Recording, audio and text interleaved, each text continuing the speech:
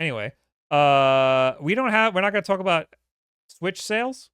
I mean, I guess we could. I mean, Nintendo Switch has surpassed 150 million units sold, according to the financial report briefing that they have every quarter. Yep. And that's really, I mean, there's sales numbers for games, but they're all pretty much what we expect. The Switch selling 150 million units makes it pretty close to the PlayStation 2, which is the highest selling console. 160 million units, yes. So 160. When did it become 160? Well, that's they just said it was 160. Last year. Yeah, the outgoing president CEO said oh yeah, it's 160 million units. By the way, meanwhile, it was 150 million units for decades. Yeah, literally the goalpost moved a month ago. Yeah. So the Nintendo Switch would have been the best-selling console of all time if Sony didn't pull out 10 million.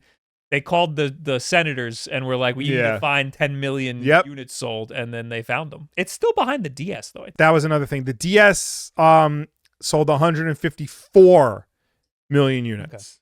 Okay. So I'd imagine they're going to beat the DS by the end of the year. Nintendo said that Switch hardware sales had fallen 30% compared to last year, while game sales were down 24%. Nintendo was forced to cut its forecast for the second quarter in a row and now predicts that it will sell 11 million Switches in its current fiscal year, which ends on March 31st, down from an original estimate of 13.5 million. It also lowered its profit forecast for the year. I mean, yeah, but by the same token, duh, it's an 8-year-old system. It's on its last legs.